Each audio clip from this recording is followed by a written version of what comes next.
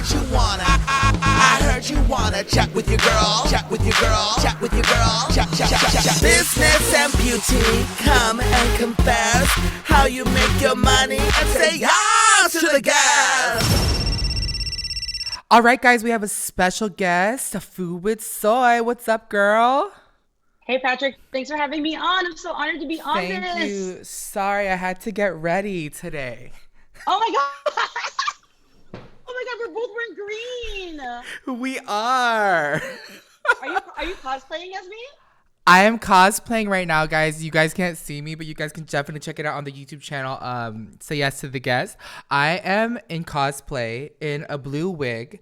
If you guys didn't know, Peter and I did Onward for Halloween. So I threw on one of the Onward wigs and I was like, oh my God. And then Peter and Des, who's our producer on the show, was like, oh my God, you look just like Soy. And I'm like, it's kind of perfect because we're interviewing you today. I know. I feel like I'm looking at myself. It's like a mirror image. So cool. For those that don't know, the wonderful Soy, or also better known as Food with Soy, yes, that is her name, food content creator extraordinaire with many, many followers, huge following on TikTok, and you are known for educating people on different cultural foods and mental health. You also do food reviews, eat with me videos, cooking videos, and an AIA winner.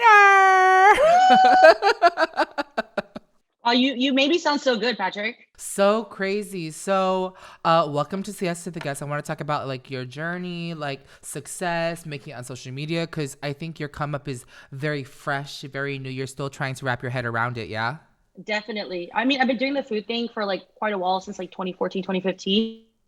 But like recently it's been like, like hundreds of thousands of followers. So I'm definitely still kind of new at it, I feel. Mm-hmm. But you could say confidently you get paid to do this.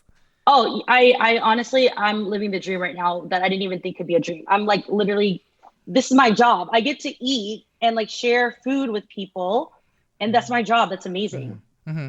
And for those that are listening, Mukbang is like a food show. There's a food community. There's like a food world. A lot of people that may be listening might not understand like what your job entails, but it's similar to like, it's very probably similar to like a beauty influencer where we promote beauty products, but you promote food and restaurants and businesses. And that's a very lucrative marketing vehicle for businesses to raise awareness. Yeah, I think especially during the pandemic when a lot of small businesses were suffering because of like, people weren't going in to eat, there wasn't dine in and all that options. So like for them to get their word out, they were really using social media, especially TikTok has been super helpful for helping push like the restaurant business. Mm-hmm. Yeah. What was it for you that like to make it, so let's say people are listening like, fuck, I want to eat, I want to make money doing this. Like, and you know so many people. By the way, guys, if you're listening, Soy knows everybody some way, somehow. And she's like, I was saying if she doesn't start a PR firm, like that's just out of the question. But I think you're so well connected. You're so personable. You talk to everyone as if you've known them. And I think that's like so special. But what does it take to become like a foodie influencer specifically? Well, I think if anyone wants to start, I really believe in abundance. And right now is like a great time. Like I've been doing this for so well, but lately it seems like more and more food is becoming like the frontier that is kind of like unexplored. So if it's something you're super passionate about, you should definitely explore it. And I think like you mentioned, like even with my friends or just people I meet, like the number one thing is connecting, right? Connecting to the audience, connecting to the food, connecting to whatever you're filming. That's like super important. I think the intent of like coming in and like just wanting to make money, like that wasn't ever my intent, And I understand that transition where like it is a full-time job now for me. So I have to be, more business savvy when it comes to certain things. But in general, the core of it is like, if you're really passionate about it and you feel like you have a story to tell, then you should tell it. Do you find parallels of content creating between food and beauty influencing and just influencing in general, like consistencies that require success to your level? I think, sacrifice is very key. I think a lot of people are afraid of making those sacrifices because I used to like work a full-time job at Disney. I was, I also worked at a YouTube MCN. I was doing a lot before this, and the food was like kind of like a hobby, which was great at the time. But for me to fully transition to like a full-time job status, I had to like, I quit my job at Disney and I spent like 2 years like freelancing and not really sure about what I was doing until I like finally found out the core was like, celebrating cultures and raising awareness about mental health and, bringing purpose to people's life.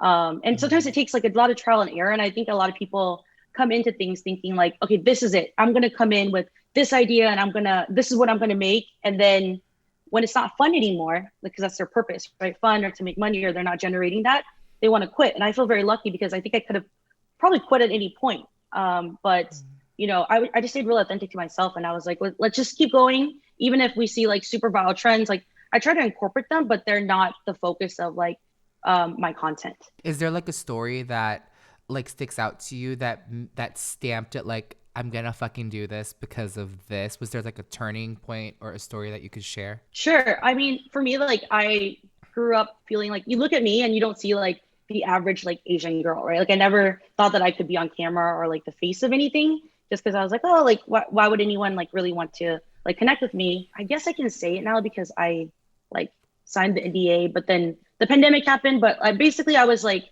casted for a Food Network show. But the pandemic and everything made it kind of difficult and things. But I think like for me, that was the moment where I was like, wow, if a big network values me in that sense that they even want to talk to me, bring me into meetings, and like I auditioned and I got the role, like they were like, we want this show to be your show, like then I should believe in myself. And that was like a really big turning point where I was like, okay, cool. Like if Food Network's not going to give me a show, I'm going to make my own show. I have my TikTok, I have my Instagram. I'm going to make this content myself until like people are aware that like, hey, like we need these voices, we need this presence. Yeah. Mm-hmm. You have shut down, like not shut down, but like you have literally blown up small businesses. Can you name drop a few and shout them out? Oh my gosh, yes. The one that I think off the top of my head, because I didn't expect it to do so well, was this like random dessert shop called the Vintage 1975 in Garden Grove. I just posted that video. I was about to take a nap. I woke up and it hit like over like 1 million views. And I was like, oh my gosh, this is like awesome for a small business. But like before that, like she asked me to come in a couple of times and I was like, okay, let me go in. Like the food was great and everything was great and the video was great. But the next like 3 days, she said she had to close at noon. Like they opened at like at 10 and they were closed at noon for the next 3 days because they couldn't fulfill the need. And there was like a line down the plaza. And then I was like, I'm so sorry for doing that. And she's like, no, it's great. We just like didn't expect that. And I was also like, wow, I didn't expect that either, but it's really cool that you can see it, you can see it translate, because like traditionally when you see like media, you can translate sales ROIs and like sales or any of that stuff, but to see people to actually go into a restaurant and order things, like actual people waiting in line, that was like crazy to me. It blew my mind. Mm-hmm. It's a funny story. Peter and I, who you know really well, we love Peter. We love Peter. We grew up in Orlando, Florida, and we would always, me, Peter, and Paul, our youngest brother, we would always argue where to eat. We would want to like spend like brother time and like eat, but it would be like the same 4 options: Panera, Cheddar's, Fridays, Ale House. I mean, there's no shade to those chains, but right. I think we were always like craving something new. We loved going to Disney. There's always something new at Disney. But coming to LA, there is new on new. And Peter and I were like in love. And eventually Peter became vegan.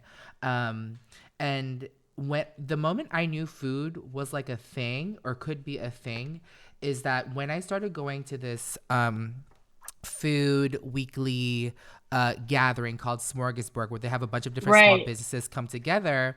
I remember I kept posting about it, being so wowed at the variety of foods, the different types of people. They had vegan options, seafood, barbecue, mofongo, like Thai, little vendors, desserts. And when Smorgasburg had reached out to me to become the mayor of Smorgasburg for Pride. I remember you were like every weekend you were like, you want to go to Smorgasburg? I was like, my God, Patrick lives there. I loved it. I mean, because I just want to try the different things, but I'm like, you a big bitch or a big foodie when the actual event dubs you the mayor. I said, I just want to come and eat. I mean, if the food is gonna be comped or gifted, like I'd love to come. And that's when they did Pride, and I was the official mayor of Smorgasburg Pride in Santa Monica. Royalty. We're in with I mean, royalty now. yeah, I think the phenomenon of food, I think there's something about food that I find like in makeup that's therapeutic in terms of like feeding the soul. Like makeup like makes you look beautiful and feel beautiful. And I think food does the same thing, but in a different way. It feels like your tummy and your soul and your taste buds. It's invigorating. Yeah, I mean that's why comfort food exists, right? Like the idea that nostalgia and you eat something and it takes you back somewhere. I also think there's a strong like connectiveness to food because we all have to eat, and then it's really cool to see different cultures embrace like similar things. Like we all have different types of like egg rolls, right? Like Filipinos have lumpia, and Vietnamese has like our Vietnamese jaya. But it's like similar but different to the cultures, and I think that's like such a beautiful thing because you can see it celebrate in so many different varieties, but at the time we're sharing it. What I notice is that I feel like you're so well connected, but that has to come from somewhere where there's etiquette and delivery because and also in pitching. Can you talk about like how to create the perfect pitch and intro when you're meeting someone? Because sometimes nowadays people may call it clout chasing or thirsty or just arrogant, and we've seen influencers be canceled over being prideful or arrogant in their regard. Like, I'm an influencer, like I don't have to pay anything. Like what is your ideal way of pitching to a brand or getting comped or just yourself? Like what does it take? I think it's definitely different, like reaching out to like a brand versus like talking to like other humans. Because I think it's like one is like a business aspect, right? Because you still have to like showcase like certain things, like you have to bring value, But I also think in friendships as well, like people like to think that like I think that a good friendship is like a lot of give and take, where it's like reciprocated love, where it's like, okay, I want to help you with this. Like I always offer help without thinking of receiving in return, but I also know my friends are there to help me out, and I keep that point of view with like most people that I meet. Like if I can help them, I want to help them. Based on, like until there's a boundary, right? Where it's like, hey, I see that you're like, trying too much to take advantage of me. And then I'm like, you know what? I have the power to say no. And that's like the strong thing. But I think like always, like if you talk to them, you listen to them and you see that they have a problem and you're like, hey, I can help you with this. It's always good. It's always comforting to know that someone's out there to help you. I don't know if that's really pitching or if it's just like who I am. I just really love helping people. Yeah. Do you feel like you have a good intuition after years of experience in service? I think so. Like even when I'm talking to like chefs and like even the workers working at restaurants, I try to be as kind as possible and try to see like what everyone's coming from, because I think like that's super important because you don't know where they're going to be doing next. Like someone could be a waitress one day and then she owns a restaurant the next, few weeks. Right. So, so you don't want to like burn that bridge of like, hey, like I'm better than you, because I don't think that's true. We're all just humans living in this world trying to just survive. What's funny? I think with me in terms of like being an influencer and working with brands and learning how to navigate business, I certainly did not go to college to be a beauty influencer with this brand or personal brand of Patrick Star. It's so funny. I've learned a lot of how not to act from reality TV and trash TV. How so? I think like contestants like talking back to judges on like American Idol or like Bad Girls Club or like MTV shows or Top Model, like girls bickering towards each other because you never know who it can affect. Right. And then you basically learn from their mistakes. Yeah. You're like watching, you're like, I don't want to portray that, I don't want to be that person. Yeah. Right. And I feel like, although we are growing up in a very diverse, inclusive world with different types of people, different types of personalities, I feel, this could change. When it comes to business, there are certain ethics, there are certain manners that takes a transaction to happen. Right. And I feel like that includes being polite, that includes being inquisitive and inquiring. And I feel like when influencers are like so eager, it's always the song me. Right. Give. Yes. Yeah. I mean, take. To understand. Yeah, take. Right.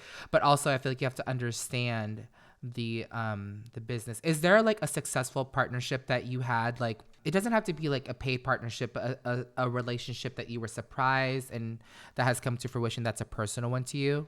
Oh, well, this is a good story because I think it's a good transition where you should always be kind. When I started my food blog, McDonald's wasn't doing sponsorships. They didn't understand the influencer space. People weren't really buying products because they saw like, Instagram posts. I was like just making videos on my just videos for McDonald's because I really liked what I was eating and stuff. And they reached out and they were like, hey, we would love to like send you food to do a video. And I was like, that's so cool to have a brand that I grew up eating. My mom feeds me it to like give me food, And I was like, this is so cool. And now, like years later, they're signing very expensive deals with me. But I wouldn't be on their radar if I wasn't just doing things because I really like the product, Yeah, there's a parallel I think with beauty too, where I feel like influencers sometimes are like, well, I need to be paid my value. Yes, but I feel like if there's nothing for brands to go off of, if you genuinely like the product, you kind of have to. Brands, I feel like, want to see that. That authentic, organic appreciation for the product for them to potentially partner. And also, I think there's so much like abundance in the world, for you to think that like you don't get this one brand, like you're not going to get it in the future is like I feel like it's almost like a closed-minded way of looking at it, right? Because it's always growing and there's always new deals and there's always new opportunities to work together with brands, especially if you love working on a brand and then eventually they see it. Obviously, you're going to be on their radar versus like, there's so many creators out there. Like, how are you going to be on their in front of them? Can you talk about boundaries and saying no? Like, when's the last time you said no, and what the fuck was it? Ooh, you said yes to this podcast, so I always say yes to the guests, right? T.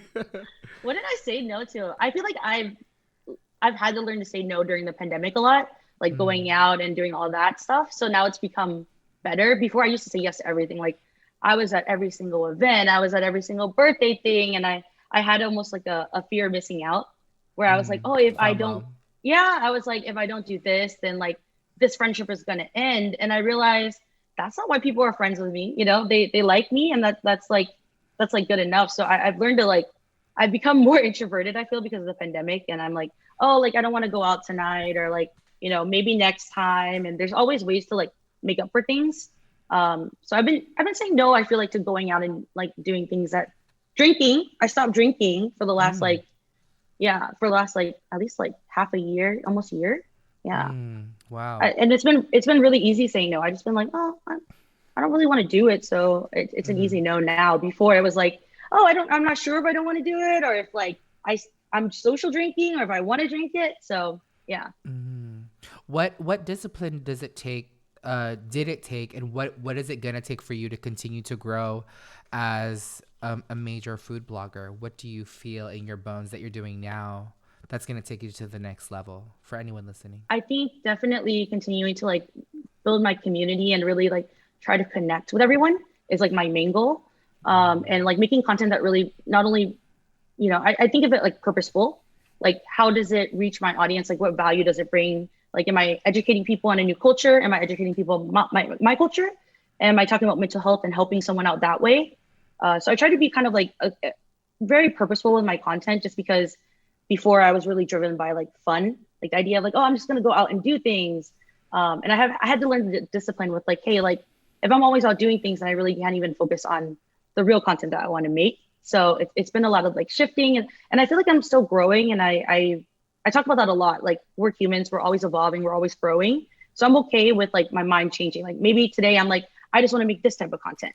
And then tomorrow I'm like, oh, I don't want to make that content. I'm trying to be like as easy as possible, my growing process. But I think probably the hardest part was like when I was transitioning from like a full-time job to doing this, like I had to learn to like create boundaries with that. Like I have like certain hours that I need to be working. I need to be productive certain hours, and the other hours I need rest. It's okay to need rest, but I need to make that boundary where I'm not always on social media or always connected or always doing things, because it is a full-time job. But at the same time, I'm also a full-time human, and the balance is like, the balance has been very a weird awakening experience, but I feel more alive because of it. I've never had anyone say full-time human. That is so true. Because sometimes we put our identities before what we actually are. in our Right. carbon being. So It's true. that's interesting. Humans are so complicated. We have so many thoughts and we have so many things going on. And I don't expect anyone to fully understand me, and I don't like expect to fully understand anyone. But I give that ease of knowing that we're all just trying to exist. Do you have like a huge goal? Like what's the dream? I know you told me recently you want to like take your mom out, and you're like obsessed with your family. I'm obsessed with my family too. Yeah. What's like the big dream for you? I mean, obviously I want to be a one size ambassador. And I'm just kidding. By the way, every time I'm with you, you stay promoting one size. If I'm gonna get a fat bill from your manager, You see this? One size. if you don't stop promoting one size. But Allure number one powder foundation of this year. Look at that, 32 shades. Pump up the base. We gotta keep it real. Oh my gosh, I love it. Yeah, I think family goals are really important. Like, I was working so much before with my full-time job, I never really got to visit my mom as much. So even this year, I got to visit my mom a lot more than I've ever had before. So I'm very happy that I can make those trips, and like I just want to like give back in general to the things that have given to me. Like, I want to do more charity stuff. I want to give back to my audience, my followers, because I feel like I'm finally in a place where I have so much good in my life that I want to continue to share it so that there's more good out there. I don't know how I want to do it yet, but I'm still, I'm thinking. I'm going to have to ask Patrick. He's an entrepreneur. He knows everything, but I'm still working on that. But idealistically, that's what I want to do. And then like goals of like, making my like longer form content, all those things are like in my head always. In terms of conquering the food world in a digital world, did you have like a book? Did you have a show? Did you have like a celebrity or social media inspiration that you thought? Because for me, it was like Tyra, but make it beauty influencer. I love that. That's who mine was. Do you have one? I mean, like, show wise, I watched a lot of like Guy Fieri and Anthony Bourdain, who are like just the opposite of each other. One is like super good at storytelling and in politics, and Anthony Bourdain is a legendary chef, and then Guy Fieri is a personality, a brand. And in a way, I was kind of like, how do I showcase both? Like, I feel like I can tell stories, but at the same time also have a personality. So I watched a lot of them to see like how they describe food, how they talk about food, how they connect it with people, how they talk to chefs and all that growing up. So that was like a big part of it for me. That's cool. And then in terms of business and navigating this unconventional type of job, like what did it take for you? I mean, you worked at an MCN, which is a multi-channel network. Did you learn a lot there? Yes, how to like how people scam creators. no offense. I think we can say that. This is like, now spilling the tea with FoodwithSoy. Because like if you look at it now, like most MCNs are like non-existent anymore, right? Because they really, at the time I was like, oh, I love this idea. Like, we're helping people, but really it's like helping the top 5%. Do like they still exist? I don't know. We're gonna have to do a Google. Someone search it up and let us know in the comments. Oh my gosh. MCNs are multi-channel networks. I was signed to one, and they're kind of like a one-stop shop to quote unquote help push your channel, but also take percentage of the ads because you can get better ads. I don't know. I mean, I got here thus far. I was with, I think, just one or two MCNs before I had my personal manager now. Yeah. But, it's crazy how it shifted, because now I think that was like the biggest thing. I want to be signed to an MCN. Right. Like, they're gonna make me big and huge. Yeah. And now people just have talent managers, like actors and celebrities, that get you brand deals and agents and publicists and everything. It shifted so much, because I think like when I didn't know that much about YouTube going in, but then I learned so much after working at the MCN, just because YouTube is like a very special platform where you're literally building an audience that is really poorly obsessed with you. Like, no other platform. Like, TikTok's great for like new audience and funneling in, and like you also get a different type of community, but the YouTube audience is so loyal, right? Haven't you realized that with your following? It's just like they love you. Anymore. They're like, I don't know anymore. they still do, Patrick. They still do. but like it's like they're like attached to you and they love you. And I learned a lot about audience development through working at an MCN, where I was like, okay, community is first, you know. Well, content is also first. The C's, the content, community, those are the most important things.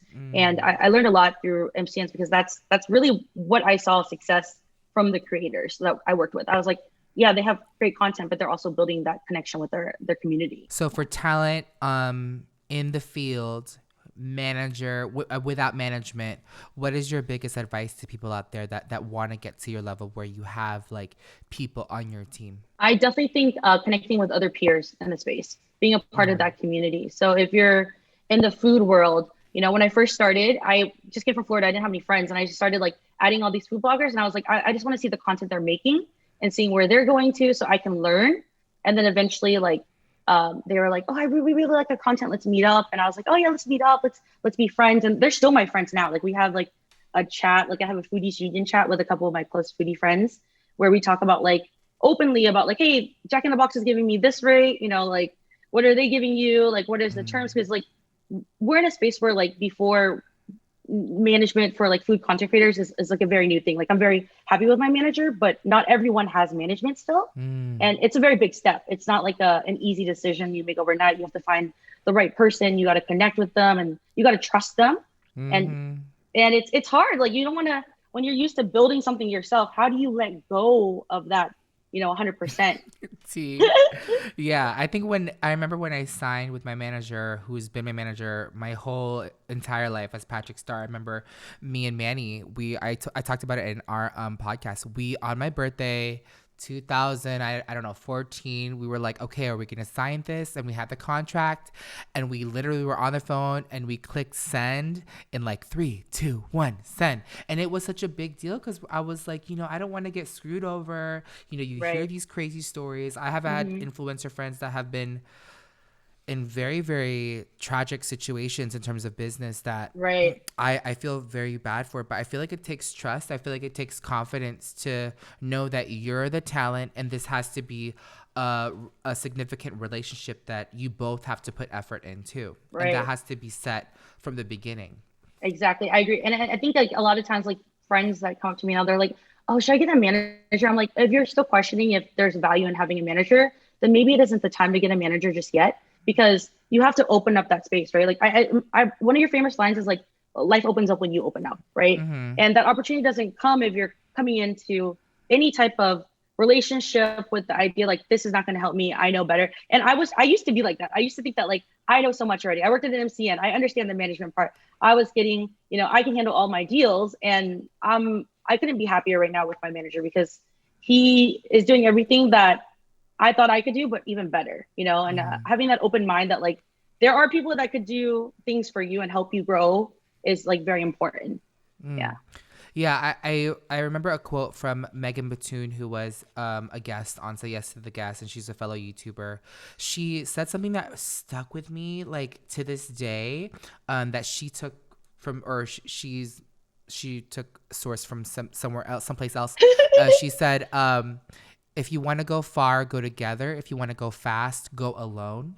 Right. Oh, yes, I know that one. So I was like, oh my God, I feel like the more people you have, you can go farther. There's more horsepower. It may not be as fast, but you can go really, really far. But with my whole team now having, I think people will, you know, my whole team. Like, oh, I love your team. Your team is literally like a family in itself, but they're so talented at what they do. And I think that's like really hard to find, but I'm pretty sure it took you so long to nurture that, right? And trust that. Yeah, to trust that. And also it's a very big financial, you know, investment to have that many people on your team. But I think early on, knowing that there was something in this business of Patrick Star, I think it was important for me to invest in very talented people.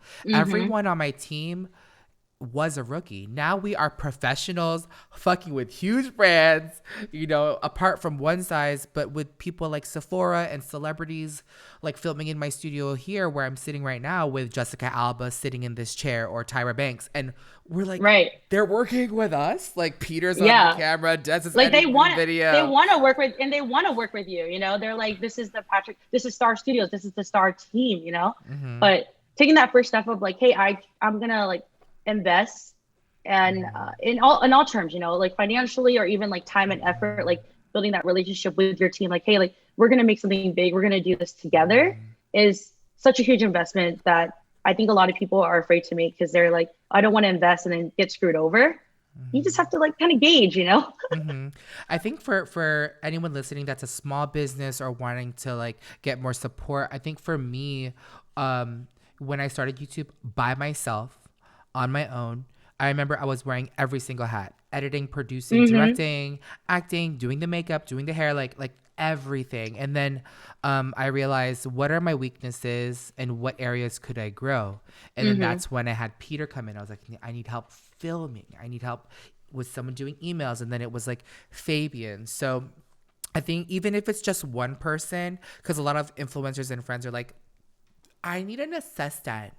Like, you have so many. And I'm like, no, everyone has a specific role with a specific talent that brings value to the whole team. And it's really crazy that people just want help, but they don't know where to begin. But I feel like ironing out like your white space and where you could use the most aid really makes it come to life.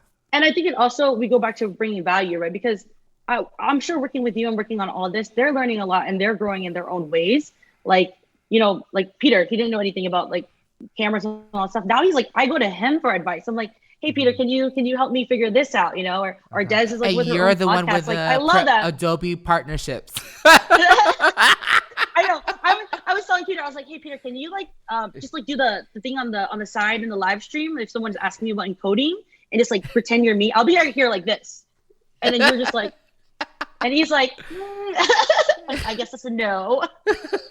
But as of now, Food with Soy, you're a one-woman show with a manager just doing it. And I feel like that's really cool because you're like so close to the ground. You're like talking to the businesses, garnering their relationships, and then your manager is just executing the transaction with you. Yeah, well, I feel very grateful because he definitely manages the money aspect and all the things that I feel like I'm a little bit weaker on, because it's really hard as a creator to honestly talk about brands and like, you know, you're kind of trying to value yourself and they're telling you like this amount, and you're like, the back and forth is very draining for my mental health when I was doing it.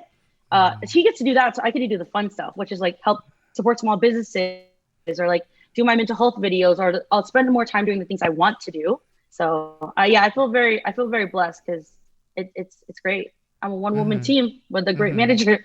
And also you're Asian. So let's talk about that for a second, because I feel like the Asian culture and community, like growing up in a Filipino community, Patrick can do your pictures. Oh, Patrick can do this. And Patrick, I'm like, what is my parents pitching me in terms of like a value? Oh my gosh, that's like, true. It's such an Asian thing, and not to talk shit, but to just kind of like bring realization. I'm like, I'm a valuable person with something to offer that should be paid and compensated for, because this is like a waste of time. And I remember my parents going, oh my God, Patrick, we can open up a salon for you in Waterford Lakes like, in what? Orlando. And I was like, I don't know if that's for me. Not to say that having a salon is bad, but you know, like I didn't think that this type of business was something that I aspired to have. It was a very different type of business that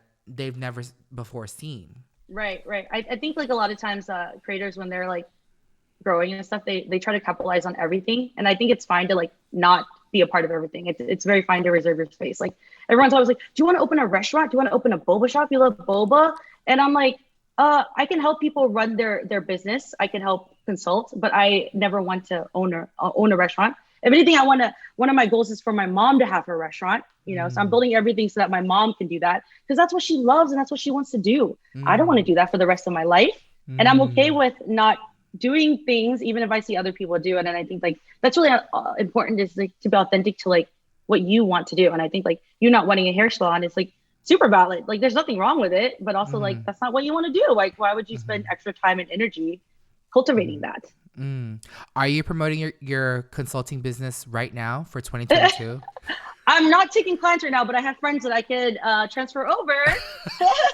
Patrick I'm like really, I'm just adding more shit to your fucking plate. I know. Patrick, we were just having like a dessert one day, and he was like, "You should trademark this. Have you thought about doing this?" And I was like, "Patrick, I'm just trying my best. I'm just trying my best. Little steps, little steps, little steps. I'm just a little fish right now."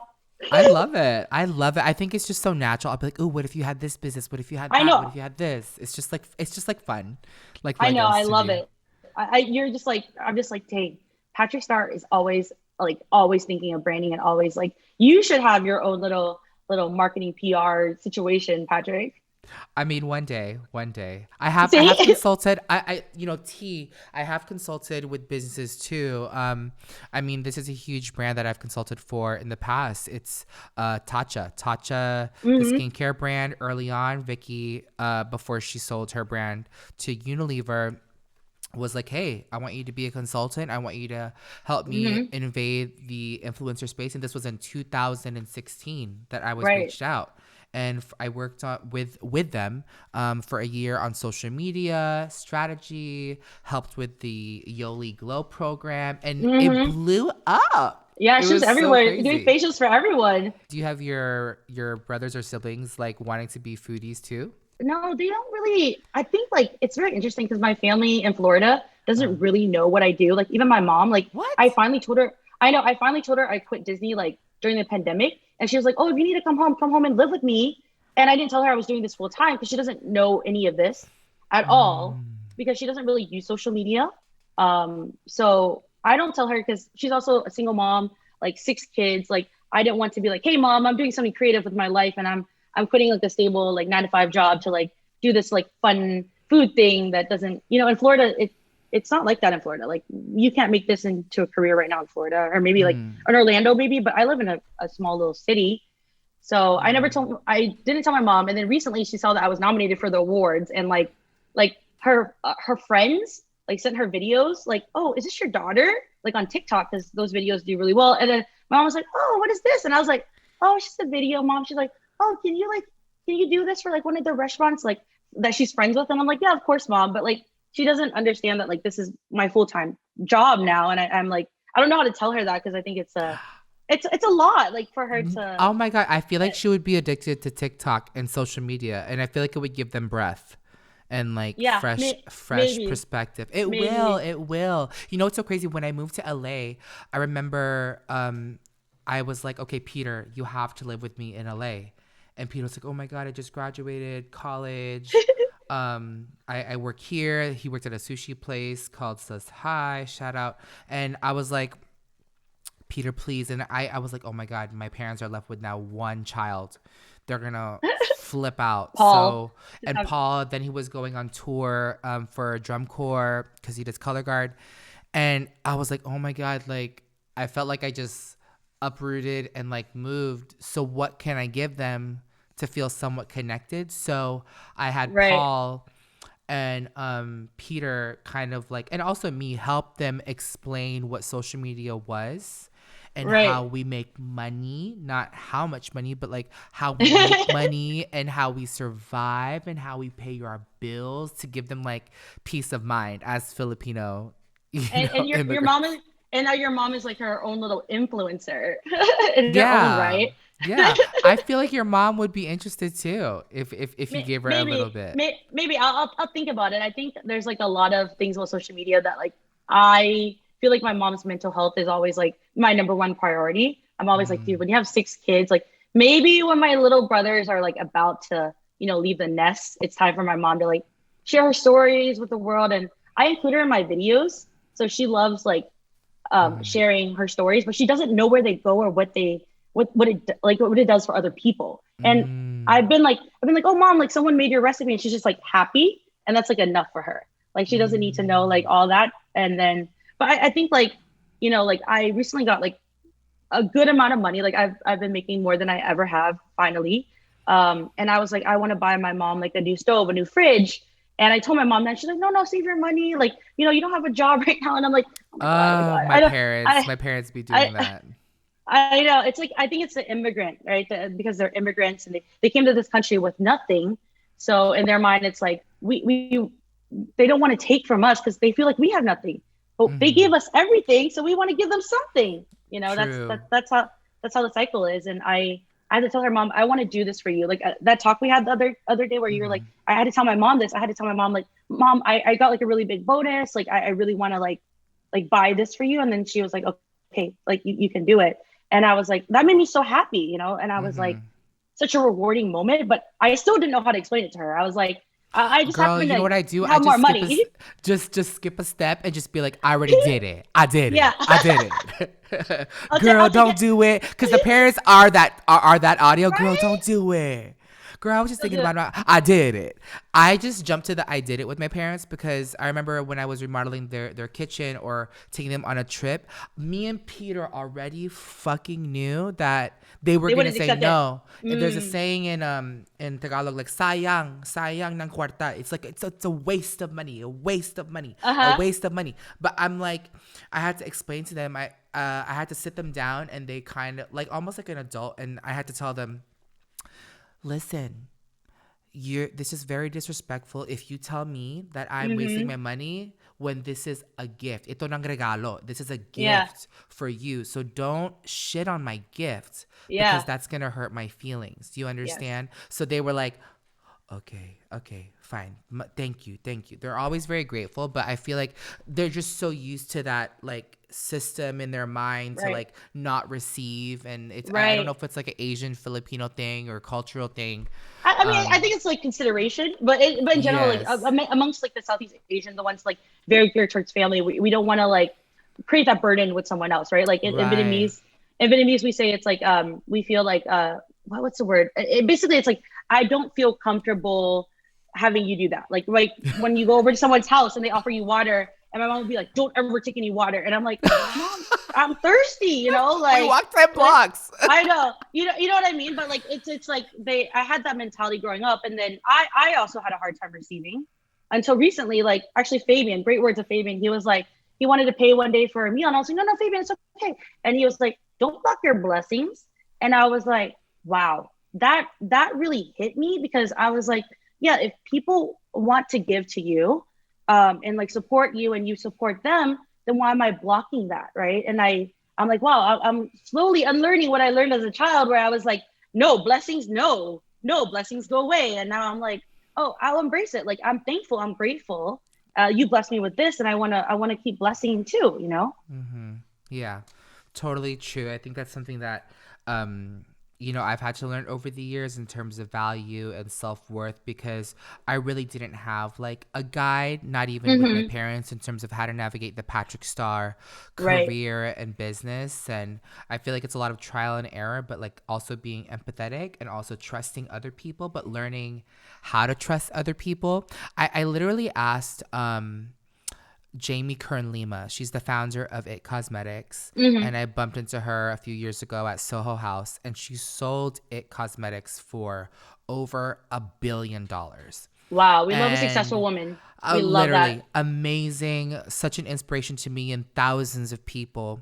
And I remember asking her, I said, "Hey, can I ask you a question?" And I'm like, okay, this is my one chance to ask a bajillionaire, like a Right. self-made beauty mogul, what does it take to trust people? Mm-hmm. And I remember at that time I was going through a very hard time with some new hires um, Mm. in the business, which wasn't working out. It was devastating, and I didn't know how to process, um, Mm-hmm. this situation. And I don't know if it was me not trusting them or them not trusting me, and who's the boss here. And so I remember asking her, and she was like, you know what?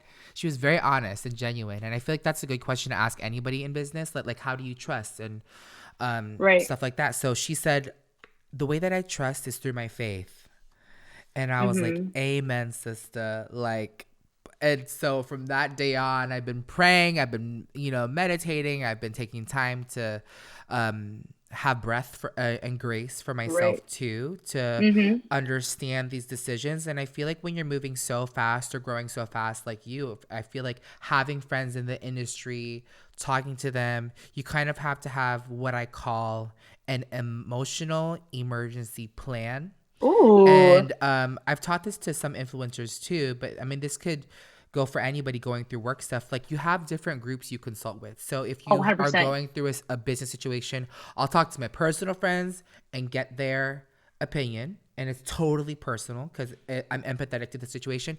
And then on this side, I have my industry manager, Right. publicist, peers, professional industry people. And then I kind of also have a conversation with myself. And that's my emotional emergency plan in terms of how to tackle a situation. And from talking to Jamie, it was a really poignant conversation to listen. And I feel like sometimes with a lot of noise and mental health going on nowadays on social media, there's so much noise from every which angle, whether it's a reel, a TikTok, a tweet, YouTube, the news, media. And I feel like a lot of people have a hard time hearing their own thoughts. Right. So I love what you said earlier about having break. Yeah, I think like taking that pause and like repositioning yourself where you're kind of like, sometimes I feel like over anxious with so many thoughts, and I do something similarly to you. Like, I have certain people I go for certain things, like really trusted friends, like many years, where I know that no matter what, like the people that you surround yourself with should have good intentions for you. You know, like if someone is, that's why you get like troll comments on YouTube and like all these things, and I don't really get affected by that too much because I know their intention isn't to help me. Their intention isn't to help me grow, isn't to help me thrive, isn't and really to help me, but to have close friends that you know that their intention is never to hurt you. Maybe they have a different opinion than you, and that's okay. That's good to hear. Good to learn. Good to like kind of see everyone's point of view. But as long as their intention is like, hey, like I want the best for you, whether that be like your health, your well-being, or like I want you to make decisions that are money safe, like whatever it is, like they want the best for you. That's very important to have that faith in the people you talk to about making those decisions, I think. I'm such a very private person, but I feel Scorpio energy, everyone. I'm Patrick is such a Scorpio. I every time like I was like, yes, like when I think of Scorpio, I think of Patrick. He's like so mysterious, but at the same time, like because they're the fire of the water signs. So you're like mysterious to yourself, like your emotions and things but you have them. They're there. They're raging, but you know you choose who you share them with. Mm-hmm.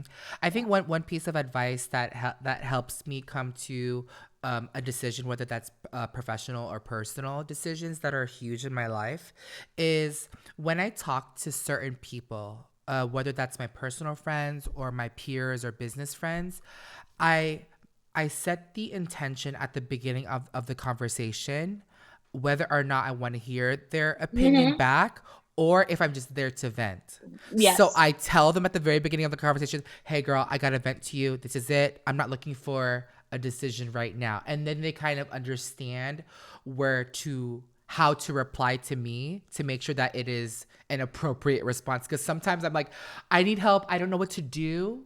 Or this shit just fucking sucks. I just need to talk about it, and then we could talk about it. You know, I feel like a lot of people get confused, and that's where I feel like sometimes people can get hurt in the conversation, because people are just venting, but sometimes they get responses that they don't really want or need, or that are unwarranted. You know, so that's like a part I think of it too. that definitely applies to like personal life as well. Like I've learned to say that with like my close friends, like if they're, especially if like people don't know that they're like trauma loading, like they're like, I have this to tell you. And then it's really good to actually ask someone like, hey, do you have space to hold for me? And then after that, be like, I want to make the intention clear that I'm just looking for someone to talk to. I'm not looking for advice, because sometimes unsolicited advice is even like worse in situations. Worse, yes. I know. Well, it's like, I'm not asking for, because I only have 3 options and you're giving me 4, 5, and 6. Right.